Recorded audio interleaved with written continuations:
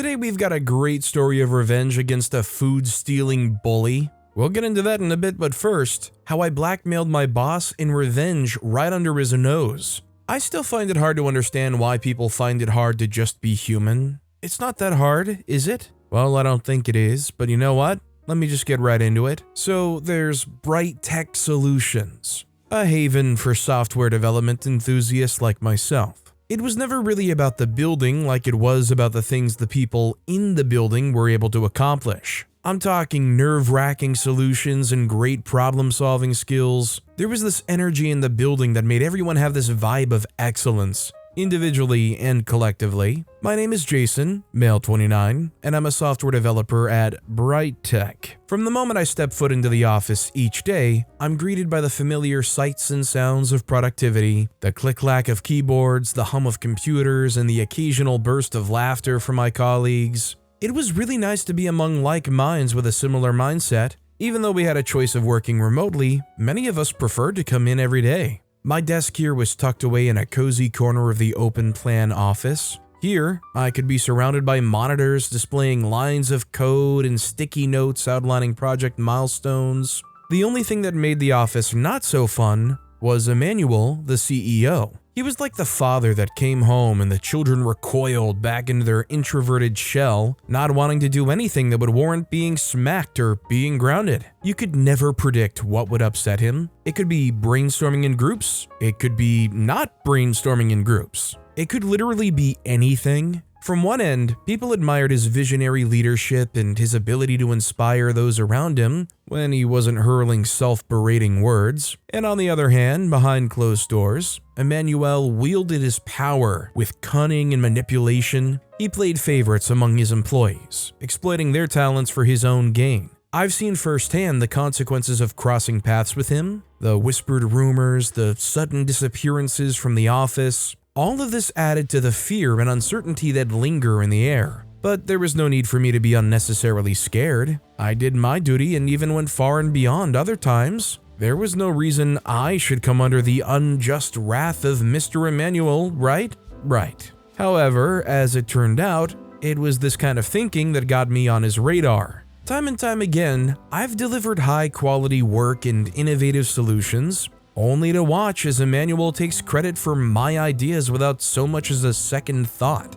It's disheartening to see my hard work go unrecognized, to feel like nothing more than a cog in the machine, easily replaced and forgotten. To be honest, I thought it was just the way things were run in the organization. It was just expected that the ideas we came up with were not really ours. They were that of our boss. So every day, I focused on the team and the good we were doing. I poured my energy from my heart and soul into my work, striving to deliver nothing but the best. I mean, that was one sure way of keeping Emmanuel off my back. But with everything I felt I could not voice out of fear of backlash, there was one person who had my back: Stella. Stella was my trusted coworker and confidant, and she occupied the desk opposite mine. This allowed her to firsthand see the injustices I faced at the hands of Emmanuel. She always had a sympathetic ear, listening and offering wisdom on how I should proceed with my tasks. Together, we witnessed Emmanuel's blatant favoritism towards certain team members, turning a blind eye to their shortcomings while nitpicking every detail of my work. It's his double standard that was impossible to ignore, leaving me feeling undervalued and overlooked despite my consistent success in delivering projects on time and under budget.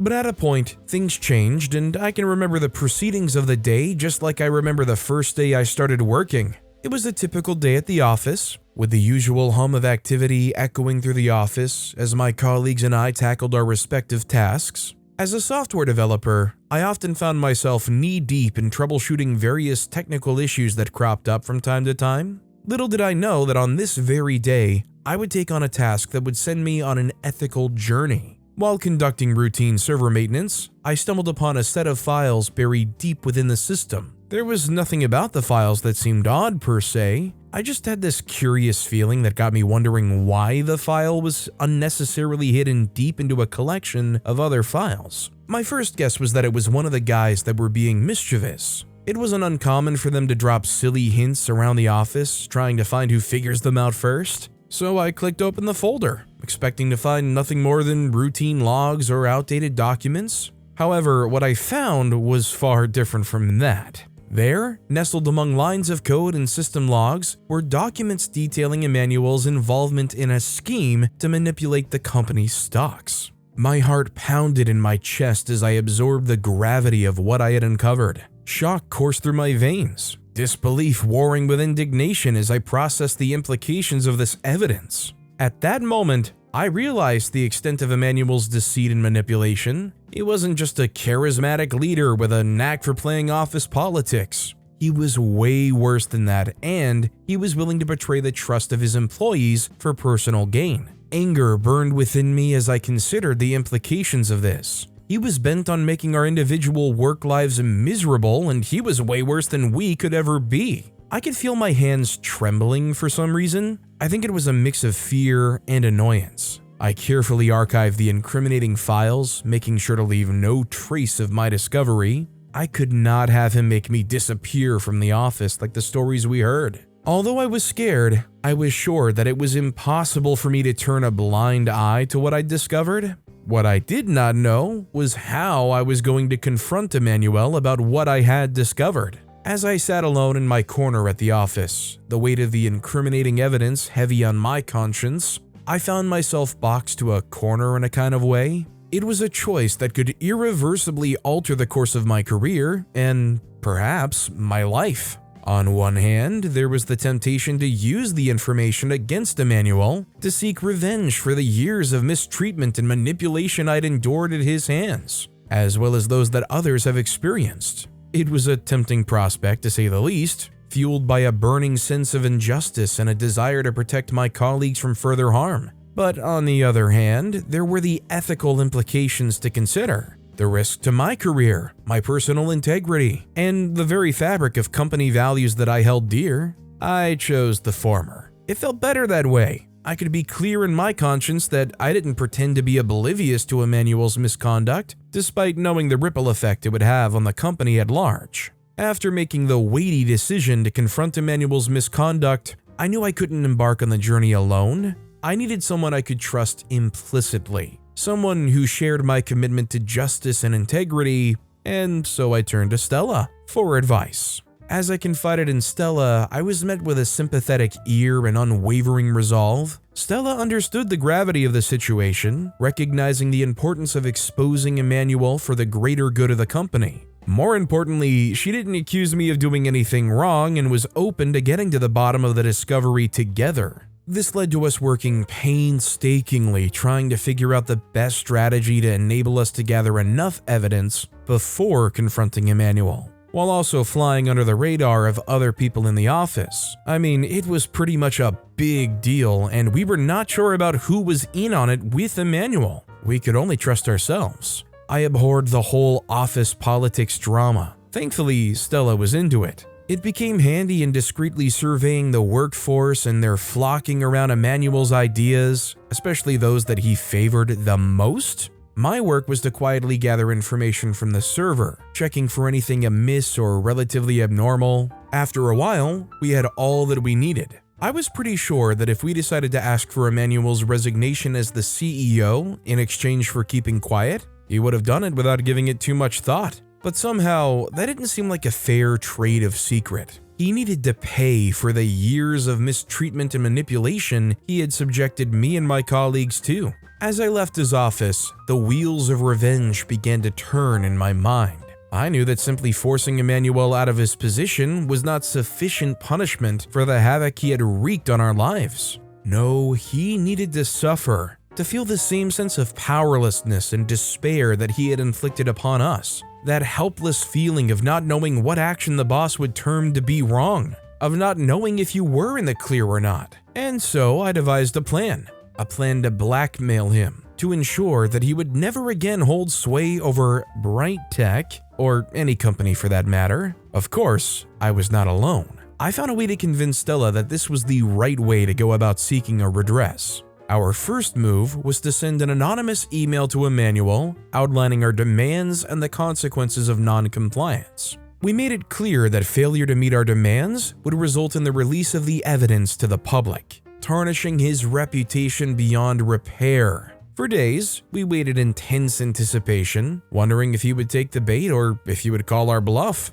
And then, just as we had hoped, the response came as a desperate plea for mercy. A promise to comply with our demands in exchange for silence. My best guess was that during his period of silence, he was trying to fish out who the blackmailer was. But I was way ahead of him, and it kind of infuriated me that if he had been able to figure out who was behind the mail, we'd have been fired without a trace. That made me feel like we were letting him off the hook too easily. The goal was to make him feel the same sense of fear and uncertainty that he'd inflicted upon us. And so, I made it clear that our silence would come at a price. I knew from the records I uncovered that he could very much fulfill our monetary demands. Surprisingly, he raised no objections. More than the helplessness he felt that propelled him to give in to our demands, I had this grim satisfaction from seeing him crushed under the weight of his own guilt. I mean, if you find it fitting to extort a guy like that and steal money from him in revenge, I guess there's no graceful way to do it to make it where it's not necessarily traceable back to you, but I'd like to have seen OP do some kind of equal split amongst the actual coworkers who got affected, rather than, I'm assuming, OP and Stella splitting this money. And even still, how do you actually get that money from him without it being traceable? You got some shady wire transfer setup going or something? Can't exactly demand this guy you're anonymously blackmailing to Zell you. Our next story is Steal My Oreos at Work, get ready to face the wrath of the king of pranks. I have the funniest little peeves, everyone who knows me knows this. One of the greatest of these peeves is that I do not like to share my food. You can probably have me at a gunpoint to pick between my girlfriend and my food, and I'll be just as sure to protect my food. I'm sorry if you ever get to see this, babes, you already know. As I walked into the break room that fateful Monday morning, my mind was already fixated on the sweet, creamy delight awaiting me in the fridge, a pack of my beloved Oreos. I'd been dreaming about those cookies all morning, counting down the minutes until I could savor their chocolatey goodness during my break. But as I swung open the refrigerator door, my heart sank. The package of Oreos was nowhere to be found. Panic started to bubble up inside of me as I frantically searched the shelves, hoping it had simply been misplaced. But it was no use. My Oreos were gone, vanished into thin air. I could feel my blood boiling as I stormed out of the break room, determined to uncover the culprit behind this heinous crime. It didn't take long for rumors to start swirling around the office. Whispers of a known shadowy figure seen sneaking into the break room earlier that morning. My mind raced with thoughts of revenge, of elaborate pranks and sweet justice. No one, I vowed, no one steals my Oreos and gets away with it. I never really stood out as the prankster I'm known as in the office until I had to stand up to Greg, who played far too expensive pranks, one Friday noon. It was a day like any other, with the usual hum of keyboards and occasional burst of laughter echoing through the cubicles. As I sat at my desk acting like I was doing the job I was being paid to do, my eyes fell upon Greg, a notorious office prankster who had crossed me one too many times. He had a mischievous gleam in his eye as he chuckled to himself, undoubtedly concocting some scheme to pull on an unsuspecting colleague. Determined to show him who truly ruled the realm of pranks, I set my plan into motion. With a few clicks of my mouse and a stroke of genius, I hacked into the office intercom system, seizing control of the airwaves. As Greg innocently made his way to the break room for his afternoon coffee fix, I unleashed my masterpiece. With a deceptively calm tone, I announced over the intercom that the office was experiencing a sudden infestation of, wait for it, squirrels. Chaos erupted as my colleagues leaped from their desks in a frenzy, frantically searching for any sign of the furry invaders. Meanwhile, Greg's eyes widened in disbelief as he realized he had fallen victim to my prank. But I wasn't done yet. Oh no, not by a long shot. With a wicked grin, I remotely activated the automated paper shredder at Greg's desk, sending a flurry of shredded documents cascading to the floor. The look of horror on his face was priceless as he scrambled to salvage what remained of his work. As the chaos settled and my colleagues began to piece together what had just occurred, I basked in the glory of my triumph. For in that moment, it was abundantly clear to all who reigned supreme in the realm of pranks. From that day forward, my title as the King of Pranks was earned, and Greg learned the hard way to never underestimate me, the Master of Mischief. With the taste of sweet victory still lingering on my tongue from the legendary squirrel prank on Greg, as I reminisced, I returned to my daily routine with a newfound sense of achievement. Yet amidst the laughter and sweet feeling that followed this flashback, the memory of my stolen Oreos gnawed at me like a persistent itch, refusing to be ignored. Each time I glanced at the empty space in the fridge where they once lay, my resolve to seek revenge grew stronger. Days turned into weeks, yet the theft remained unsolved. No one came forward to apologize, though I swore to let it pass by if they would just return a new pack of Oreos to replace mine. Whispers of suspicion floated through the office, fingers pointing in every direction but landing on no one in particular. But deep down, I knew. I knew who had betrayed my trust and snatched away my precious Oreos. So I plotted my next move with meticulous precision. It was time to teach the thief a lesson they would never forget. And so, with the flicker of mischief dancing in my eyes, I set forth on a journey of revenge that would shake the very pillars of our workplace. What further got me angry was that others had started complaining also of losing food items from the fridge. One day it was Brian's donuts, the next it was Lou's smoothie. It was like the thief was begging to be found out. I couldn't just sit back and do nothing. I set out on an unrelenting search for information. Determined to expose the said crook, I shrewdly questioned each of my coworkers one by one, wearing a scowl and a suspicious heart, demanding any piece of information that would confirm my suspicions. One name kept coming up as rumors about the missing Oreos swept across the office gossip mill, Katie. Her cunning personality and love of mischief made her the first person I suspected of being involved. Every day I grew more suspicious. People said Katie sneaked snacks at night and went to the break room secretly, but as I looked into it more, I hit walls. I mean, she was really good at evading questions, and she never seemed to be up to anything whenever I secretly watched her. Still, I didn't give up. Even though it was hard and I didn't know what was true, I kept going. I believed I would find the truth. And when I did, the person responsible wouldn't escape punishment, no matter how clever they thought they were. But I didn't find the thief, and I figured I'd just go along with my instinct and suspect Katie. She would have to be the center of my prank. With my mind finally set on Katie as the Oreo thief, I knew I couldn't carry out this prank alone because if things went south, having the HR have all of us suspended might be too much of a burden. So to save myself, I had to enlist my trusted allies. Of course, Greg was the first one to show interest. We huddled together in the closet and shared ideas on what could serve as payback. Ideas flew fast and furious, each more diabolical than the last. But one thing remained constant: the central role of Oreos in our grand scheme of revenge. We had a great prank idea. It was so clever, everyone thought it would be hilarious. We planned to use Oreos to totally surprise Katie. We each had a job to do, and it was important everyone did it perfectly. This prank would teach Katie a lesson she wouldn't forget. With a sneaky grin, I got ready for my part. I grabbed some Oreos, toothpaste, and silicone and headed to the kitchen to make my special prank Oreos. I started by gently separating the Oreos, twisting the biscuits apart to show their creamy centers. Then I carefully squeezed toothpaste onto every white surface, the air filled with the aroma of mint. In order to ensure a perfect seal when I placed the cookies back together, I then applied a small layer of silicone to one half of each biscuit. As I completed each cookie, I tried to picture Katie's face when she bit each one. I put the fake Oreos together, put them on a dish, and looked at my creation. Every cookie appeared real, concealing the surprise inside. Full, I prepared the scene for the practical joke, looking forward to seeing Katie's reaction when she discovered what she had bitten into. After assembling the fake Oreos, I arranged them on a plate, admiring my handiwork. Each cookie looked authentic, hiding the surprise within.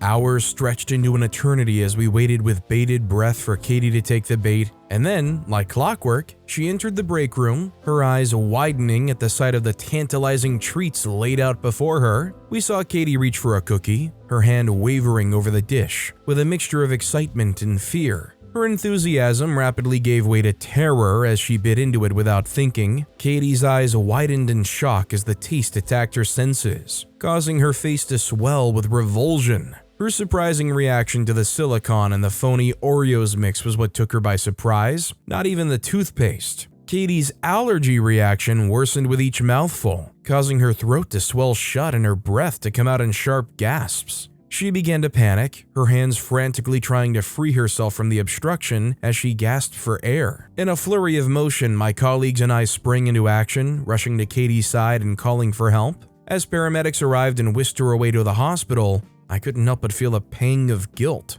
What had started as a harmless prank had spiraled into a dangerous situation with unforeseen consequences. As Katie fought for her life in the hospital, I realized the gravity of my actions. What had begun as a quest for revenge had ended in tragedy, leaving me to grapple with the consequences of my thoughtless prank. And in that moment, I vowed to never again let my desire for revenge cloud my judgment, for the price of a prank was far too high to bear. Things were tense with Katie for a while after what happened. Then she came to me with a shaky voice and a sad look, really sorry for everything. Her apology was honest, and though I was surprised by her apology and my anger started to disappear, I saw that Katie, even though she can be a pain sometimes, is just a regular person who makes mistakes. I smiled and forgave her. We both knew it was better to let go of the anger and be friends again. Because of that, everyone at work felt closer. There were still consequences for me though. I got in trouble and wasn't allowed to work for 2 days.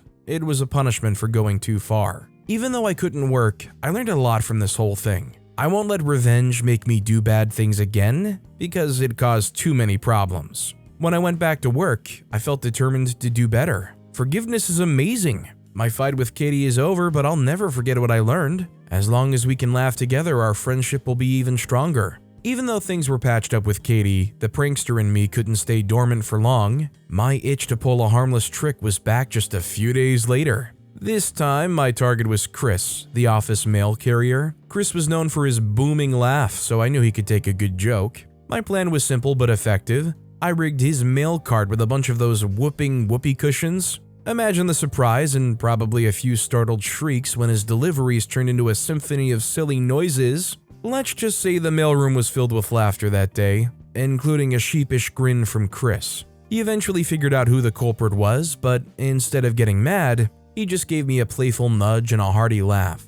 It was a good reminder that pranks are all about fun, not causing trouble. And hey, maybe next time you'd be a little more careful sorting through the mail.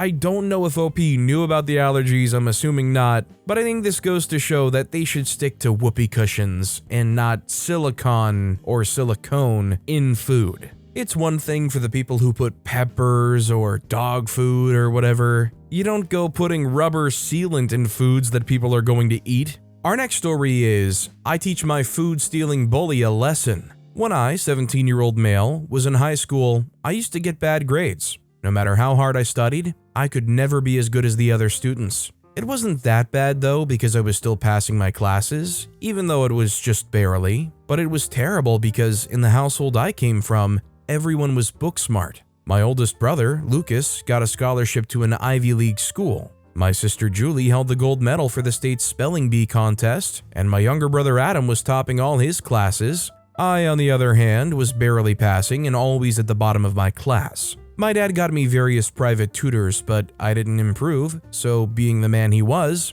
he seized my video games and all my toys, even my phone, and told me I'd only get them back if I improved academically. That was the worst time of my life. I wasn't allowed to go out to see my friends. They weren't allowed to come over to see me either. I was practically grounded indefinitely, but this didn't do anything to help my grades. If anything, it even dropped them further, and I had to repeat a class for the first time. I couldn't say my dad was a big fan of me from the beginning, but repeating a class just made him act colder towards me. I was in my sophomore year at this time, and after repeating a class, my dad promised me that if I didn't do well that year, he was going to send me off to boarding school. I had never known my dad to joke around with these things, so that was how I knew that he was serious. I tried my best throughout the new school session. I studied hard and did everything I could, and I finally got promoted to junior class. But that wasn't enough for my dad, because as usual, I just barely passed. Over the summer, he made arrangements for me to transfer to a boarding school 2 towns away. I begged and promised that I would do better, but all my pleas fell on deaf ears. Soon enough, the arrangement was done, and by the end of the holiday, I was starting the new session in a boarding school. It still sounded unreal to me, and for the rest of the holiday, I spent my time trying to figure out whether Dad would actually send me to a boarding school. After a while of construing reality, I arrived at the conclusion that his whole thing with the boarding school was just a scare tactic for me to do better in the next session, and he's not really going to send me away. But when it was time to resume, I was asked to pack my bags and get ready to move. It still sounded unreal the entire journey, till I got dropped off at the boarding school and I watched my dad's car drive off with my mom and siblings. At that moment, I knew my life was about to change. I just didn't know how. The housemaster met me in the principal's office and directed me to my dorm room. One of the things about boarding school students is that most of the time, they usually enroll from the beginning of school, like freshman year of junior high or senior high. But there I was, a transfer student in his junior year of senior high. I didn't know how the boarding school life was. I couldn't relate to their traditions, their inside jokes, and everything else. I couldn't even understand why they had to wake up so early. Because of this, I was treated like an outsider. For the first 2 weeks, I didn't have a single friend. I had to navigate my way through school by myself, and I have to say it wasn't easy. I was late to everything. Classes, breaks, even lunch. The problem with going late for lunch was that the food could have finished and I'd have to go hungry. The only consolation was that my mom came every weekend and she always brought me a fresh stock of my favorite food and snacks to last the week. One day after such a visit, I carried my stuff back to my room. It was a Sunday afternoon and everyone was in the dorm room. I wasn't looking up at where I was going, and so I bumped into someone. He turned out to be Luke, 19-year-old male. Luke is a senior. He's the captain of the lacrosse team and the biggest bully in the entire dormitory. The past 2 weeks I'd been in the dorm, I'd seen him bully countless students, and I'd thanked my lucky stars that I knew how to blend into the background.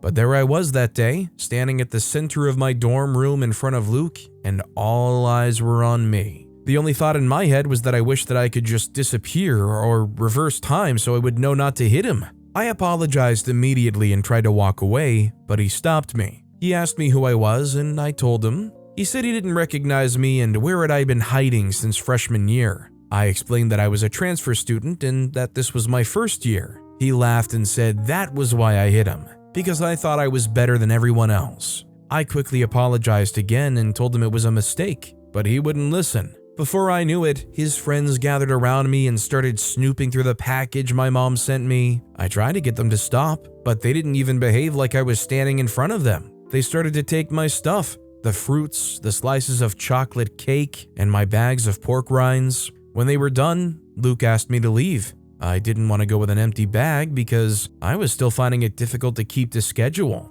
I was still missing lunch and I'd been relying on the food mom sent me. With that gone, I might have to go hungry for the entire week, and I didn't want that to happen. Luke warned me to leave again, but I stood my ground and demanded for him to give me back my stuff. But he didn't listen. He grabbed me by the shirt and pushed me to the ground so hard that I skinned my palms. He was extremely strong, and with the way he towered over me, I knew there was no way I could take him. Not in a million years. I walked away and watched as they shared my stuff among themselves and ate it up. I got back to my bunk and the guy below me told me not to take it personally because that was how they were. That was the first time someone willingly spoke to me since I resumed. I turned around to look at him. I've seen him in 1 or 2 classes, but since we never talked, I didn't know his name. He introduced himself as Alan, 17-year-old male. He told me to try to stay out of Luke's way and I'll be fine, but I was so pissed to listen to him. I'd never been bullied in my entire life, and I couldn't stand the fact that it was happening to me in the new school. I wanted to report Luke to the principal, but Alan advised me against it. He said that the principal wouldn't do anything of major consequence, and so Luke wouldn't stop. All that would achieve was that it would set me in his sights forever. I understood what he was saying, but I was too angry to follow his advice. Instead, I decided that I was going to do it in a much smarter way. The weekend, when my mom came over to visit, I told her about Luke and how he stole my stuff. She was furious and demanded to talk to the principal immediately. We went to the principal's office and she filed a complaint. True to Alan's words, the principal didn't look as interested in the case as I expected, but he said he was going to punish Luke accordingly. The next day, he came to my dorm and took me out of my room. He took me to Luke's room and called out the senior. He told him I accused him of stealing my food. Luke denied it, but the principal punished him the same. He was given detention for 3 days, and that's it. Immediately after he finished the 3rd day, he came for me. He barged into my room with his friends and they picked me up from my bed. I received the worst beating of my life that day. By the end of it, I wasn't able to talk. Luke and his friends were so skilled in hurting me that they didn't even leave a visible mark on my skin. Everywhere hurt, but I couldn't tell anyone because there wasn't a bruise or scar. That same day, they took all my food and snacks and left me with not as much as a protein bar. But this time, I couldn't tell anyone. It turned out Alan was right. After that day, Luke started to visit me every week for the sole purpose of taking my food. It was so bad and I hated it very much, but there was nothing I could do. Or so I thought. One evening, I sat with Alan and his friends and we were discussing Luke and his bullying. We'd all been victims of him, and we wanted it to stop. While we were talking, one of Alan's friends raised a suggestion. He knew Luke was allergic to sesame seeds because Luke wouldn't shut up about it in the cafeteria. We could use his allergies to teach him a lesson he won't forget. And as for his friends, I had something else in store for them. That same day, I called my mom and asked her to buy me some bottles of fruit juice when she's coming next. I also requested that she get me some strong laxative pills. The night before my mom brought my care package, we broke into the cafeteria to steal some sesame seeds. Alan hid it in his bag when we got to the room, and we waited till the next day when mom brought my stuff. She asked what I needed the laxative for, and I told her it was for my friend. When she left, we returned to the hostel when everyone else was out in class. We poured the sesame seeds into the pork rinds. That was Luke's favorite snack, and we poured in the laxatives in the bottles of fruit juice. Alan's friend, Eric, owned a mini sealer, so we used it to seal the bags of pork rinds after pouring in the sesame seeds. We also shook the bottles of juice to make sure the particles from the laxative didn't remain. A few hours later, Luke came as expected and he and his friends raided my locker. They grabbed my stuff as I watched. Luke went for the pork rinds first, just as I predicted, while his friends took the juice. They left the room with their loot, and a few minutes later, I heard the commotion in the next room where they all stayed. Luke was coughing violently and there were hives all over his body. His friends had to take him to the infirmary, but they couldn't stay with him because less than an hour later, they had to go to the toilet. I and the rest of the guys had a good laugh as they struggled not to poo themselves. Luke spent 2 days in the infirmary, and when he got back, he accused me of poisoning him. I denied it, of course, and he couldn't report it to anyone because he had to explain why he was eating my food in the first place. After that day, Luke never bothered me again. I'm just curious why they're confident going and hurting OP immediately after getting detention, but then also turn around and say, oh, I'm going to stop bullying OP because I'd have to explain why I'm eating their food, as if there's some kind of chain that is going to keep him responsible after that's revealed. Are they that afraid of getting 3 more days of detention? But with that being said, that's all the time we have for today. Now, if you want to hear another absolutely crazy revenge story, check out that video on the left. Or if you missed my latest video, check out that video on the right. That said, I'll see you all next time with some more stories.